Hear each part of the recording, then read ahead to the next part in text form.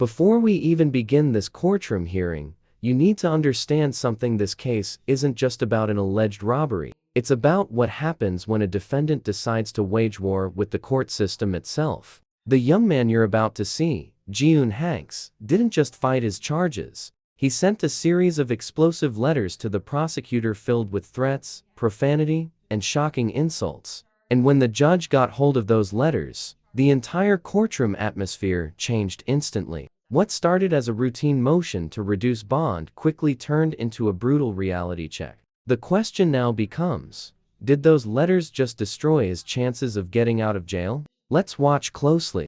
Docket 25516 FC, People of the State of Michigan versus Siobhan Hanks. Counsel, your appearances for the record. Good afternoon, Nicole Matuska on behalf of the people.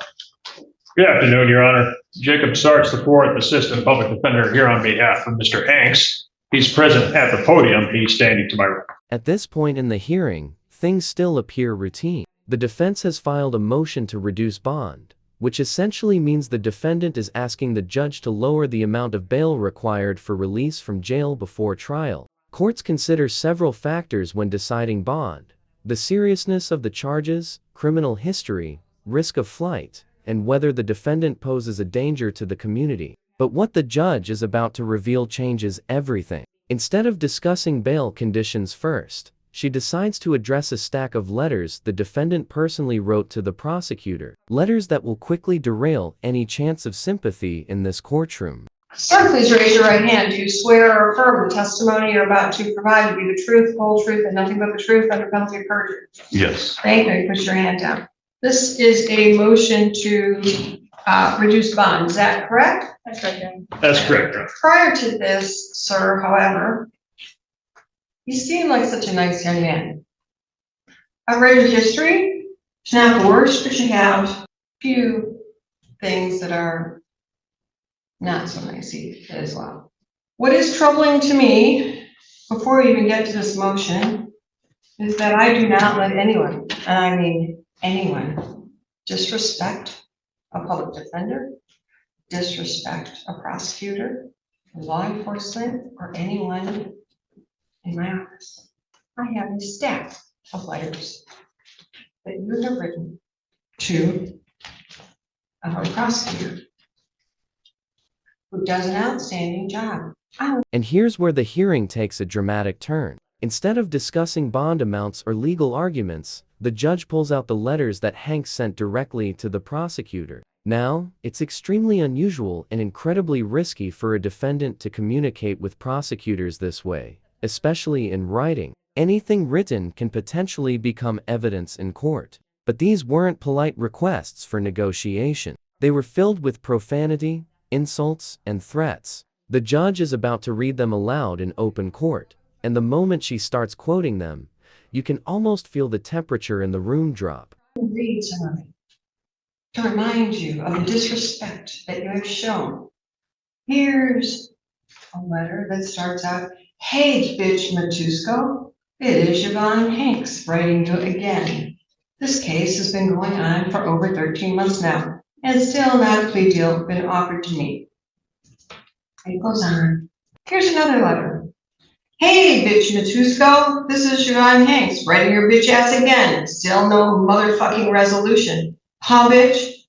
It is not hard for you to figure the fuck out what you want to do with me, bitch Matusko. This case is petty as fuck. This case is so fucking frivolous, okay? Yes, I know I did something wrong, but this is not some type of big case. This is not an average armed robbery. All I did was use a punk-ass BB gun to take a punk-ass dab pen and a punk-ass breeze while I was high on multiple different drugs. Bitch, stop playing and give me rehab with probation. Do not even offer me any prison time because I am not taking it. So with that being said, bitch Matusko, I need some type of plea deal with no more upfront jail time immediately."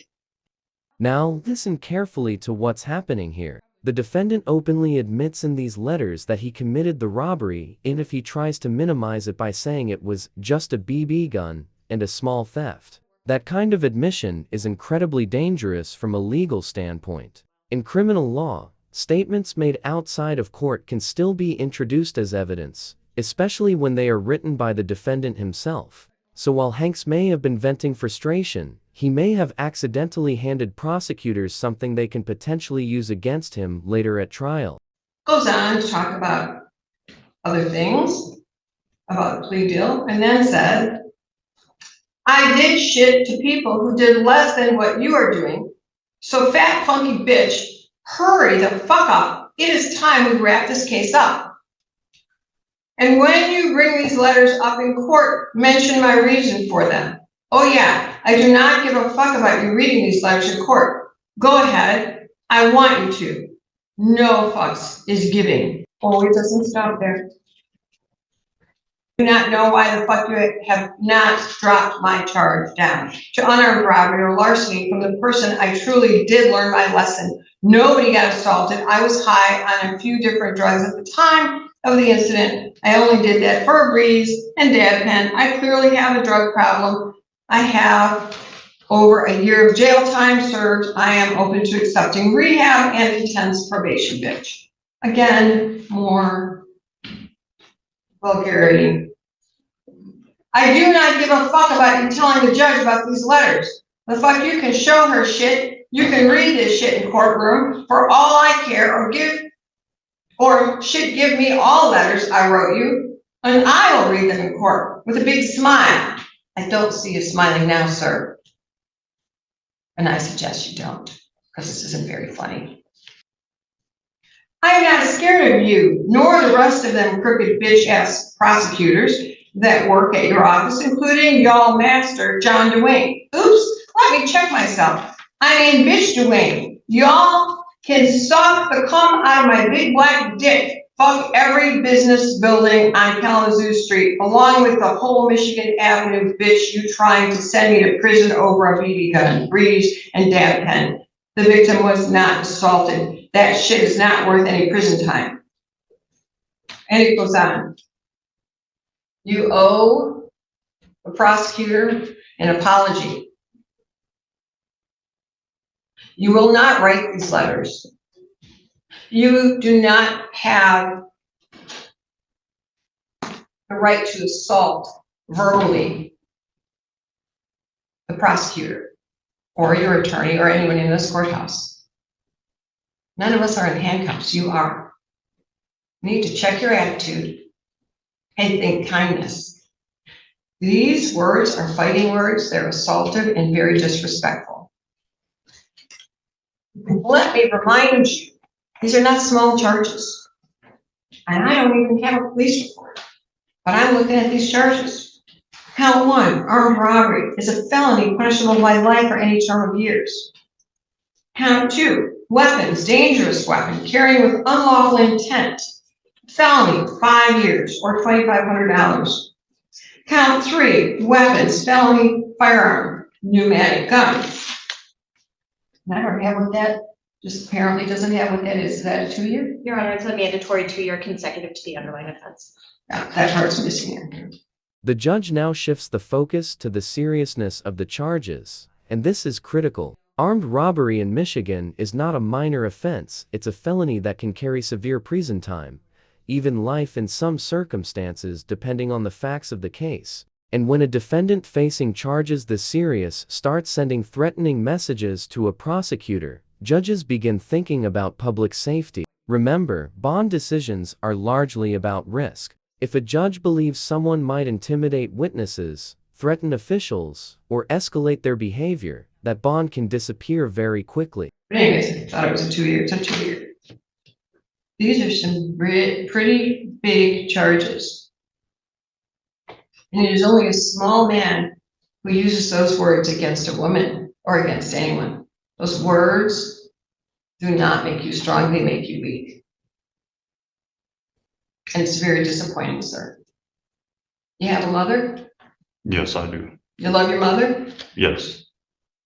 How would you like it if somebody wrote those words to your mother? I would not. I wouldn't like it. Then what were you thinking? I was angry. Case been at a standstill for a year and a half. I know it's not a good excuse, a good reason though. Here we see a moment where the defendant tries to explain himself. He says he was angry, mentally struggling, and frustrated by how long the case has been dragging on. And to be fair, long pretrial detention can take a heavy psychological toll on defendants. But in the eyes of the court, frustration doesn't justify threats or abusive language toward legal officials. Judges expect defendants to communicate through their attorneys, not through profanity-filled letters. And unfortunately for Hanks, those emotional reactions are now directly influencing how the judge views his character and risk level. Why I did it, but I just been in a dark space mentally, just ready to get on with my life. I learned a big lesson since being locked up, just ready for a resolution. Sir, I'm here every day. Law enforcement, even on vacation, will call me. The jail will call me 24/7. I'm not unknown. Your attorney in his office is not unknown, and neither is the prosecutor's office. If you had a problem, you tell the sheriff. The sheriff's going to call us, one of us, all of us, and we're going to help you. These letters hurt your case. If you think that I am going to entertain a bond after I read those angry words, those fighting words, the answer is no. So y'all can make your record, but when I look at this, I look at danger, I look at threats, a lot of anger. We're gonna get this resolved. I don't know what's going on here. I think we've had a few pretrials, haven't we? We have a final pretrial and a trial date set. We have our final pretrial set for mid-March, Your Honor. It's March 11th, Your Honor. We have a final pretrial with a trial date in April. So shall we have the final pretrial? And in regard to these letters, I'm thinking maybe we have contempt. These are threatening. Contempt carries with it 93 days and or $7,500. Well, Your Honor, we are still attempting to negotiate a plea offer here. I would simply respectfully request that we keep that window open until that March 11th date. It's my understanding that Madam Prosecutor would like to meet with the complaining witness again and then extend a final offer. We have been negotiating in good faith on both sides. Certainly, Mr. Hanks' alleged statements here have added another layer of complexity here to the negotiations, to put it mildly, understated. But respectfully, Your Honor, we are making every effort. I'm making every effort on my end. So is Chief Deputy Matusko, to try to see if we can find some common ground here to resolution before a potential trial date, which we have set. And I will be prepared and able to proceed with the trial on that date if needed, Your Honor. Ms. Matusko, are you asking for contempt? Your Honor, this time I would be asking the bond be revoked. We are set at $250. I believe the court rule allows it. The court did not read into the record the final statement on the final letter that I did receive in January. Now, we arrive at the moment that likely sealed this defendant's fate. Prosecutors reveal the final line from one of the letters, a statement suggesting that Hanks had done bad things to people before and warning the prosecutor to be safe. In legal terms, statements like that can easily be interpreted as intimidation or threats against a court officer. When judges hear language that could imply harm toward prosecutors, witnesses, or court staff, they take it extremely seriously. Public safety becomes the top priority, and bond conditions can change immediately. And that was— Which one is that? I don't know if yours are in the same order, but it says, P.S. I did a lot of bad shit to people who did less than what you are doing to me right now. Bitch, you better be safe. That ain't no threat either. That's a direct threat to That is a direct the prosecutor here. It's not that we're using angry words. It is that we are literally threatening. And this has been Mr. Hanks' consistent MO whenever he doesn't get his way.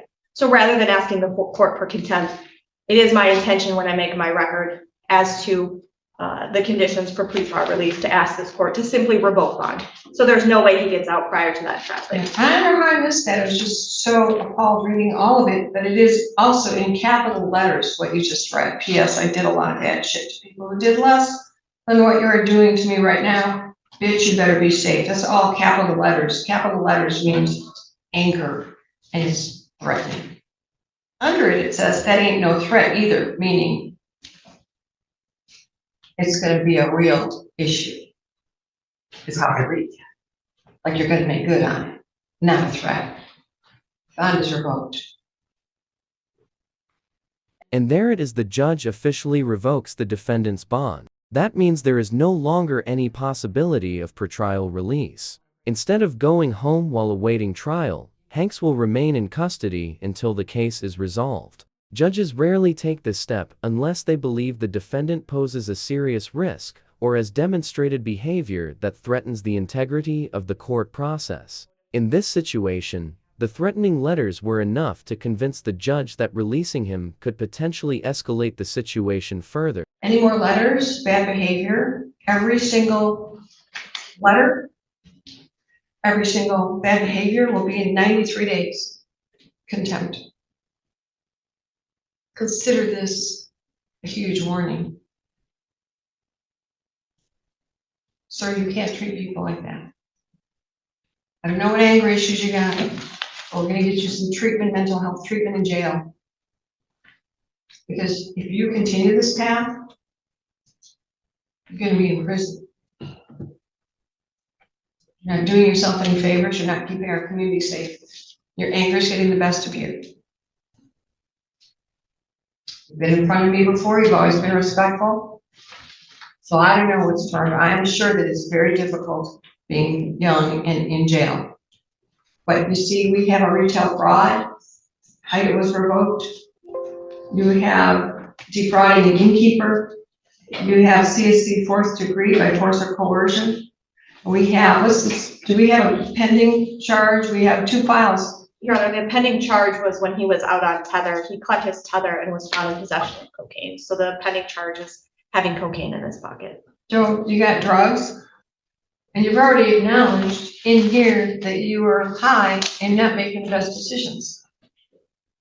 So you gotta address these issues, and we're gonna have that happen in jail right now. Is there a final offer, or are you still working on that? Your Honor, it's my intention to meet with the victim in this matter. We've been working around work schedules and my own personal schedule within the next week, so that I will convey that final offer. I have a final pretrial this last September, so I don't know what happened, but I know there's been a lot of changes and other things that have happened, so. Your Honor, I can address that. Okay. Previously, this case was being handled by Dale Caldwrighter from my office, who was the assigned prosecutor in this case. Mr. Hanks made the decision to write him letters as well. So when I was covering this court, I took this case over to remove Mr. Caldwrighter from the file to hopefully stop those letters from happening. Those are not attached to this motion, as I only wanted to update the court as to what has transpired since the last time this court denied bond. And it's clear that the letters were getting more threatening once they were directed towards me. So I took this case over in September. Mr. Sartz and I began negotiating, exchanging information, mitigating information, discovery, to see if we could get a resolution in this case. So that's why that final pretrial was adjourned back in September. All right, March 11th, final pretrial. You're here? Yes, Your Honor. And then when is the trial? It's April 24th. Probably 4 or 5 scheduled that we did. And I don't think that, I think a couple of them are older than this. So we need a couple backup dates unless you want to prioritize this because he's in lockup. I will work with Mr. Buxton to see where we are on the list and then communicate that to Mr. Sartz as well. If a backup date is necessary, Mr. Sartz and I can work the schedule to get one. You're remanded to the jail. You're going to work with community mental health, see medical, psychological, go to CATS, get some treatment over there, sir. This cannot continue. I know you don't like jail, but you got to change what you're doing out in society, or you're going to be in jail and then you're going to be in prison. And this does not make me happy to do this to you, but I don't know what else to do. We have public safety. And I'm fearful if I were to let you out again, it would get worse. So go into jail and work on what you need to work on. And there'll be no more letters like this. Otherwise, it's 93 days, every single letter. And that does not count against any other sentence. That is separate crime. Have I made myself clear? Yes. Do you have any questions about what I mean? No, I understand. Is there anything that you need over in the jail that you're not getting? No. Can't think of anything. Quickest way to get out of jail is to behave. Start working on your rehabilitation. Talk to your attorney. Don't be rude, crude, angry. We didn't commit the crime. You're innocent until proven guilty beyond a reasonable doubt, but for bond conditions, I have to look at public safety. What I see here is not safe. You're entitled to your trial and you're gonna get one. But I also want you to consider these letters that you admitted bad behavior, criminal behavior. So I don't know how that's gonna play in, but you didn't do yourself any favors, sir. You said who you were, you wrote these, and you talked about what you did. Those statements can all come in at trial. But any pretrial notion about motions that this isn't gonna come in, set it in front of me, but I don't know how you get around this from coming in if people wanna bring it in. You can talk about that with your client, you need to talk about that with your attorney. Have I made myself clear, sir? Yes, you have. Very good. Is there anything else we need to address? Yeah, Sharon, I believe we addressed it at the December court hearing. The no contact order for a witness or sometimes the co-defendant. I know Mr. Starks and I have worked to get her an attorney appointed because some of the letters implicate her as well. I just want the court to reaffirm that no contact order and make it clear to Mr. Hanks that that includes reaching out by way of a third party. He recently made phone calls to a third party to make contact. That third party did cut him off, would not engage in much of a conversation, but I just want to make it clear that any contact, whether directly or indirectly with Ms. Hill, would violate this court's order. Do you understand the no contact order? And Ms. Hill was already added. I have a note here, a potential witness, and she may have some culpability. We need conflict counsel for her. And So- and she may have some culpability. And we need conflict counsel for her. So I don't know if that's occurred. It should have. This is my notes from last year. It has, Your Honor. I believe the public defender's office was quick to provide her with conflict counsel. Sir, no contact with any witness, defendant, victim. You're not doing yourself any favors. Taking all your anger out on yourself. The only one you're hurting is yourself. Stop doing that. Help your attorney provide a defense. That's your job. And Your Honor, that would include third-party communication or handwritten letters that I will note for the record are scanned by the jail. Are you gonna have trouble not complying? Are you gonna have trouble complying, I should say? No. You understand no communication through third party? You understand what that means? Yes, I do. No contact means you don't exist in your world. No carrier pigeon, no smoke signal. No Hallmark cards. No letters, phone calls, email, text. Contact through third parties. They don't exist in your world. Have I been clear, counsel? Yes, Your Honor. Thank you. This courtroom moment serves as a powerful reminder of how quickly a case can spiral out of control. Gian Hanks entered this hearing hoping to reduce his bond and possibly move one step closer to getting out of jail. Instead, his own letters, filled with profanity, admissions, and threats completely backfired. The judge not only denied the bond reduction, but revoked his bond entirely and warned him that further misconduct could lead to additional contempt charges. Now, the case moves toward a final pretrial hearing and a potential trial date, where those same letters may become a major issue in court. What do you think about this situation? Did the judge make the right call by revoking bond? Or should the court have handled it differently? If you found this case as shocking as we did, make sure to hit that like button, share your thoughts in the comments, and don't forget to subscribe for more jaw-dropping courtroom breakdowns.